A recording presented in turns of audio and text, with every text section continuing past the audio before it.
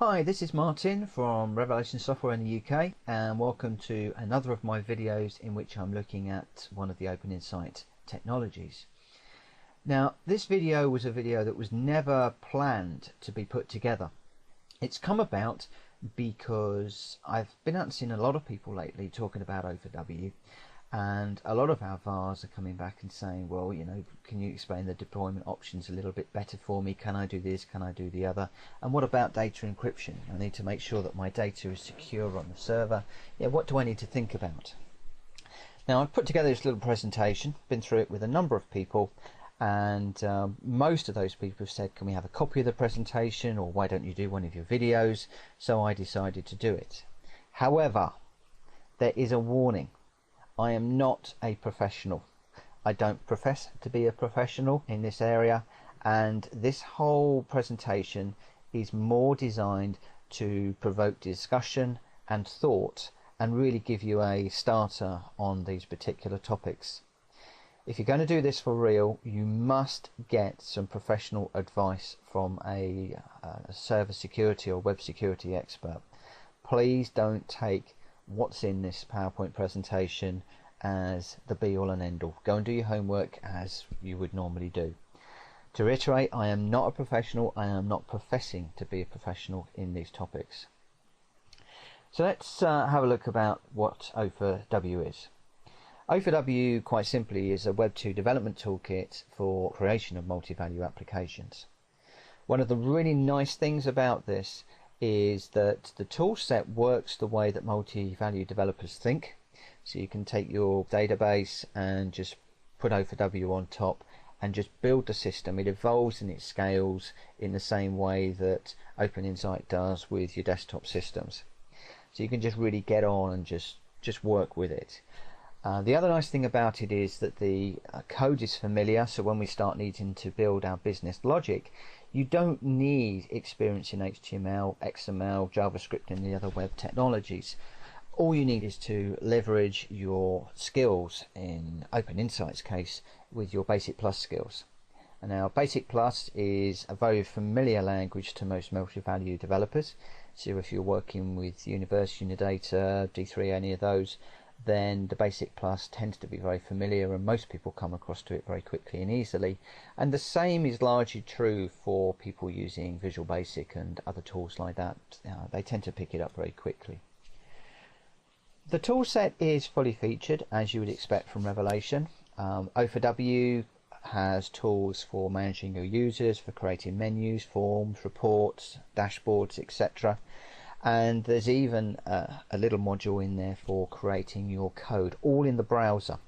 You don't need to touch the desktop at all unless you want to. So O4W is primarily a browser-based technology, and you can develop your whole application over the web, which is really useful if you want to continue working on the train on the way home and you've got a wireless connection. You can just run up your system in your browser and you can be working it on the server in the office, which is quite nice. However, you can also drop into the desktop tools. For instance, if you were creating a page in code the hard way, or you want to work on a commuter routine for some of the business logic, the events, then you can use Open Insight's full system editor with the debugger, and you can do that within the desktop system. So you can mix between the two very nicely, which is quite good. Very, very briefly, how does the whole thing work? Well, you've got your O4W Web 2 design environment, which runs in the browser. So we're running that over the internet or your extranet. And that's communicating with OECGI 3, which in turn is talking to Open Insight, which has got all of your routines, your commuter modules and the templates, etc., etc. And then Open Insight has access to our own linear hash data, obviously native access to that database, and through the connectors we also provide access to SQL, D3, Universe and Unidata, so three of the major multi-value databases and certain flavors of SQL. And we've also got a couple of data connectors which are in development at the moment, so Ladybridge's QM and also Univision. They will be coming sometime down the road. So why would you want to consider O4W? Well, O4W is perfect for extending your existing multi-value applications in the way that OpenInsight is perfect for extending your green screen applications into the Windows world. O4W is great for extending them into the web world. It's a familiar technology that enables you to deliver changes to your application very quickly and therefore maintain your competitive edge within your marketplace. If you can get things created faster, then you can get them out into the market faster, and you can start to get a quicker return on the investment, which everybody is really keen for. And if you can do things faster, you can obviously keep your costs down. So lots of good reasons why O4W is perfect for existing multi-value developers. When we start looking at deployment options, they're pretty much endless. With the desktop system, you can create your desktop, your LAN, your WAN based applications running on a file server in the office, or maybe just locally on a workstation or a laptop. You can use Citrix and lots of the virtualization packages out there to create quite a nice modern interface. Or you can use O4W to create your web interface running on a browser. And at 9.3, you probably saw that this presentation is branded as 9.3. As I'm putting this together, I'm working on 9.21, and the reason I've branded this as 9.3, it will become evident later on when we start looking at the encryption. But when we get to 9.3, you're going to have support for mobile devices as well, so the m.dot URL. But even before that, we were able to run OpenInsight applications on WAP phones when they first came out, on all sorts of handheld devices, and currently I'm running O4W application, a proof of concept application, on my iPad in Safari and also on my iPhone in Safari. Obviously we don't know what devices are going to come in the future, but I think that our history shows that we've supported a wide variety of hardware and different solutions over the years, and I'm pretty comfortable that we will continue to support new devices as they come online. When we start talking about deploying our application, there are lots and lots of different options for us. Firstly, we could just have our web server, which is serving a captive number of users. So that might be an extranet, or within our business, doesn't even need to be hooked up to the internet. Or we could hook that up to the internet and we could be serving our data to our customers over the web. If we want to, we could then add different databases to that web server. So maybe we've got a database for the sales team, another one for the accounts team, another one for our parts team.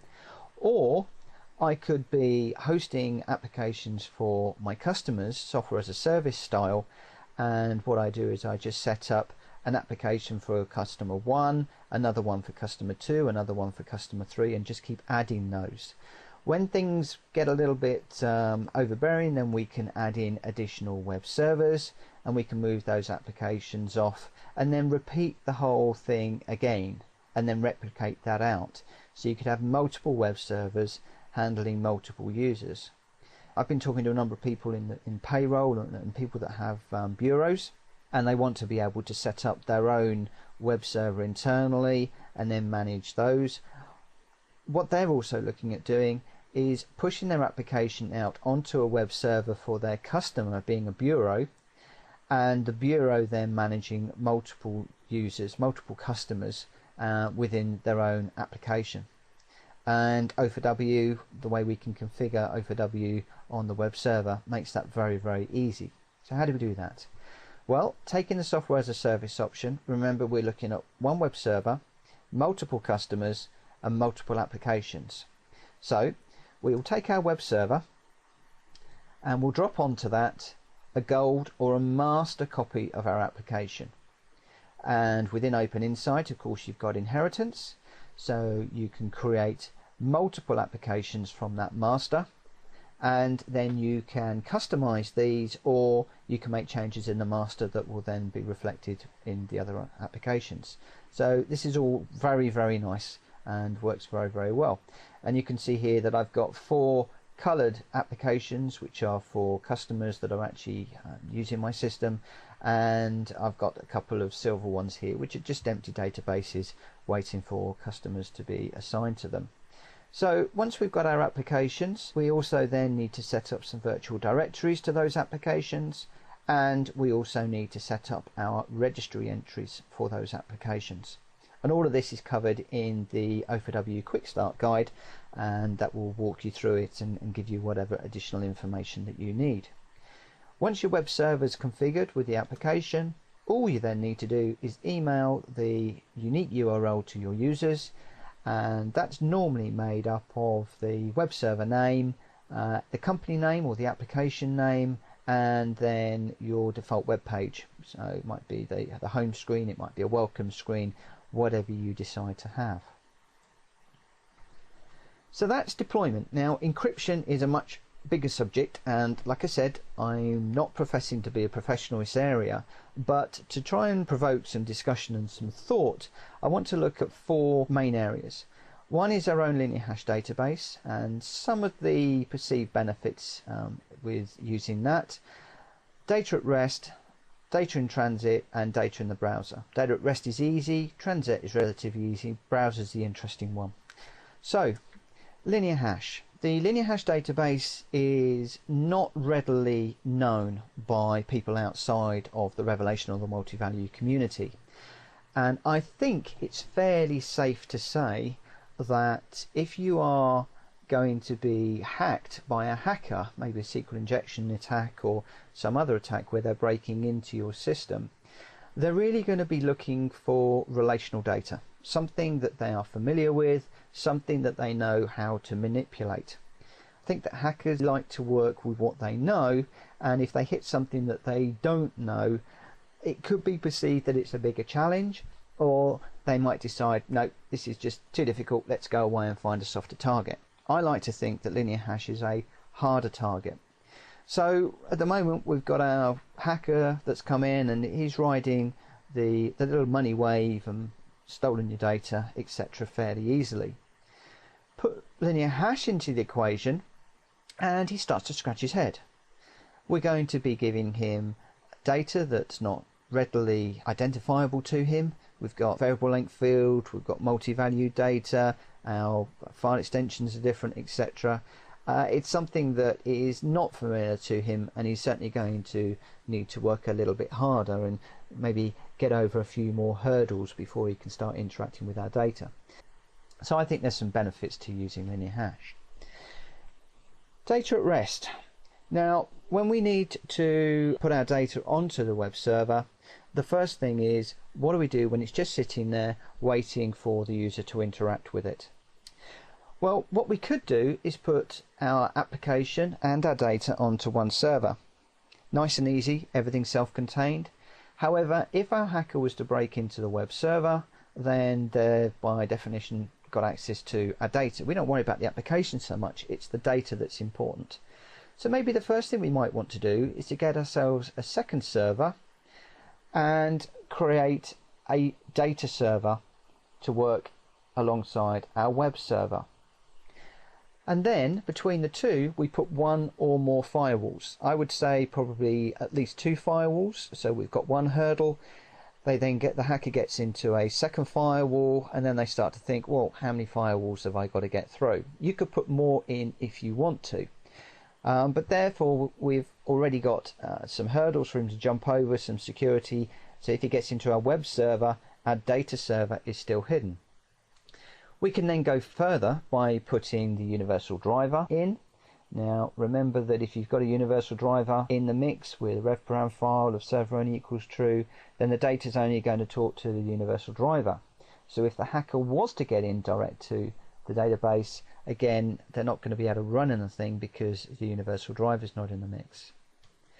And of course, one of the things that you must do is to encrypt your data on the server, and at the moment that's a case of using one of the many standard encryption tools to encrypt that data. Carl at Sprezzatura, one of our senior developers, at one point had OpenInsight installed on a USB stick that was fully encrypted. So the whole system was encrypted, both the OpenInsight files and the data files. So we've got our data on our data server, it's hidden behind the firewalls, but let's encrypt it anyway, so if somebody was to get in there, then they're going to struggle. From 9.3, Revelation are going to introduce data at rest. It's going to be a service that your database administrator can turn on, and you'll be able to encrypt the data both at record or field level. So there's going to be quite a lot of options there for you to lock down your data. And when we start talking about encryption at this sort of level, then you want to be working with both your systems administrator to make sure that you've got all of this architecture in place and the firewalls, etc.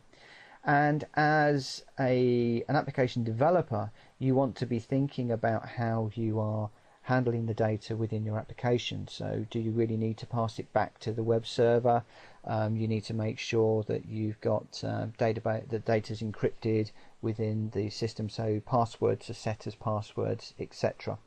So it's a process where both your systems administrator and the developer needs to be involved. And I've got a blog posting with regards to encryption. Jared at Revelation Software helped me with this particular part of it, who's responsible for what. So I would say, read that blog posting in conjunction with this video. So we've got our system all nice and secure now, and we're making it available over the web. And over the web you've got lots of nodes and computers, lots of weak links where the hacker could break in and steal our data before it reaches the users out on the web. That is if we're using HTTP. HTTP is the standard, the basic communications protocol, and to make things a little bit secure, all we need to do is to swap HTTP out for HTTPS. And that means that our data is going to be encrypted, normally to 128-bit encryption, between the web server and the browser. And that's standard encryption service, so AES, DES, triple DES, etc. All of those are supported, and we're basically following industry standards. Now, getting that particular protocol in use is normally as easy as the systems administrator acquiring a security certificate from one of the authorities and putting that onto the web server. Your users then use HTTPS rather than HTTP in the URL.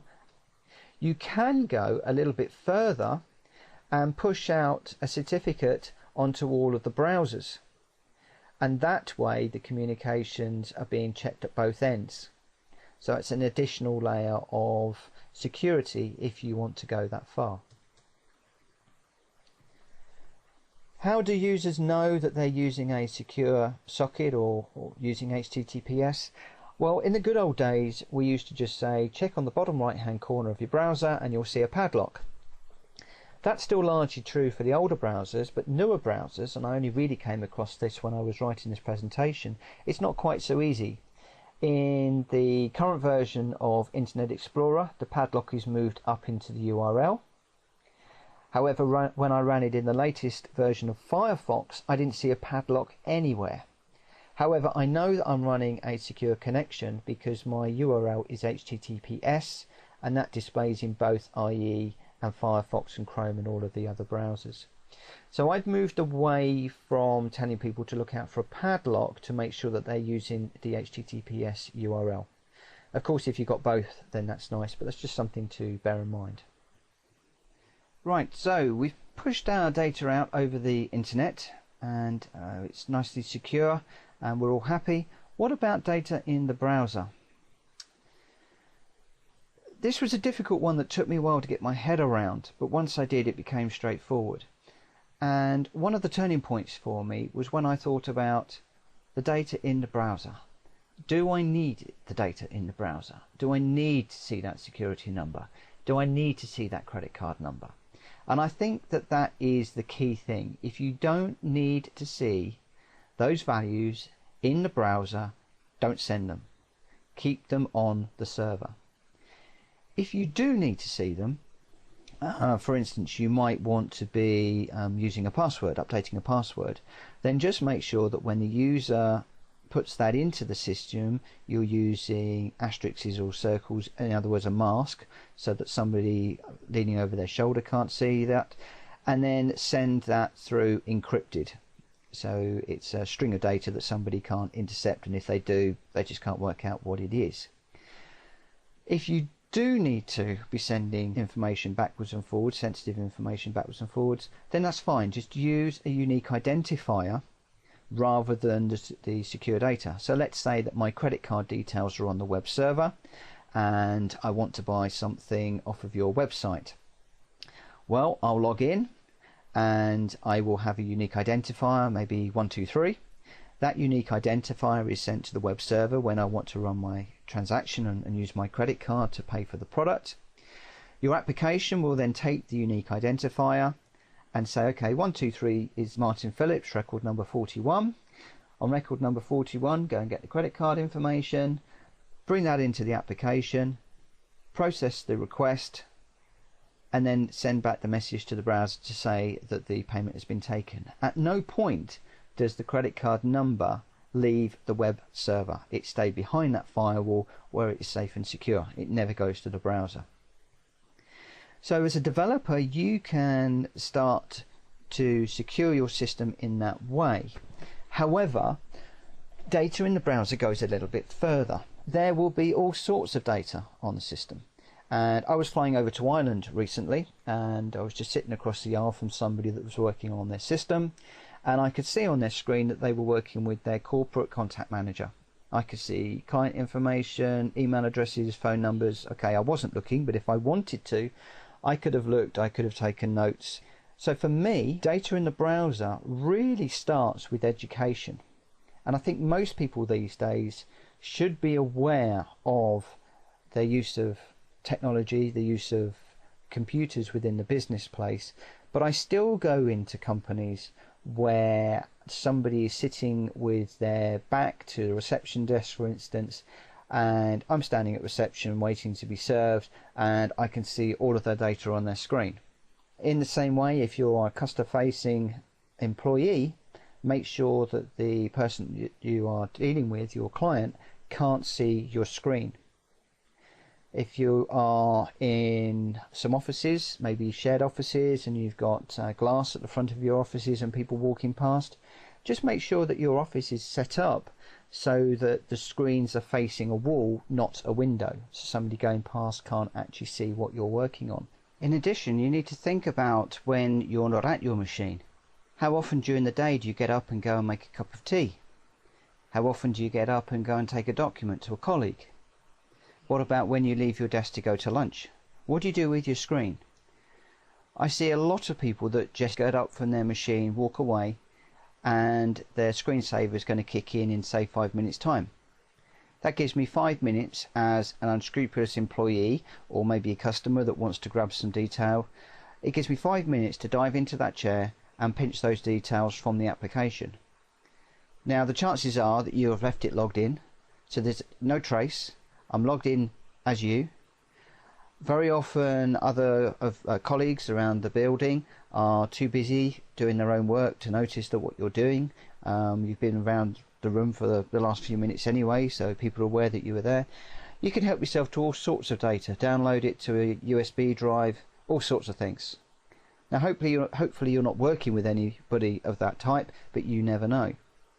And this is easily addressed. All you need to do is when you get up and leave your machine, invoke the screensaver and make sure that that screensaver is password protected. It's as easy as that. All that comes down to standard education and making sure that people can't read things off of your screen. There's nothing the developer can do about that, because obviously the user needs to see the information on the screen. That all comes down to education. But like I said, if you have got things like passwords, make sure that you use a mask so they can't be read in the browser, and don't send any secure information, any sensitive information, unless you really need to use the unique identifiers. So ready to summarize that, make sure that your users stay happy and secure. We can do that through the use of linear hash. I'd like to think that the data structure is less familiar than certain other database structures to hackers and people that really shouldn't be getting into it. So there's a layer of complexity there, which is quite nice. And then your data at rest, you need to make sure that you've got your system on a separate data server and that the data is encrypted, and 9.3 is going to help with that. When we're transmitting the data, make sure you're using HTTPS, so it's secure transaction and you're not passing any sensitive data backwards and forwards. And then data in the browser, education, and using those unique identifiers. However, O4W can help you. For 9.3, now depending on when you're viewing this video, it might be out or it might not be, but 9.3 onwards is going to have data encryption at rest. It'll be an encryption service using industry standards. So you're going to have the normal 128-bit encryption standards, and we're going to be working towards the Windows Communication Foundation standards. So if you are a VAR and you are talking to a customer about encryption, if you're one of the technical people in, these standards should satisfy those individuals. And O4W can help. The passwords are encrypted when they're stored within OpenInsight. O4W never transmits any password information between the browser and the web server. And the programmers also follow a rule that they will never send sensitive data unless they really need to. They're using those unique identifiers. So pretty much everything within this presentation I've been talking about as far as encryption is concerned, the developers are following. Now there is a blog posting which goes into more detail about this and responsibilities, etc. So I would say to pull down that blog posting. It's on my WordPress blog, linked from the revsoft.co.uk website, and use this information as a discussion starting point. Like I said before, I don't profess to be a professional, and this is really to provoke discussion, to get you started. Go and get some professional advice from people that really do know what they're talking about, and be safe on the internet. That's me done. I will catch up with you again very soon for another video. I'll catch you later. Bye bye.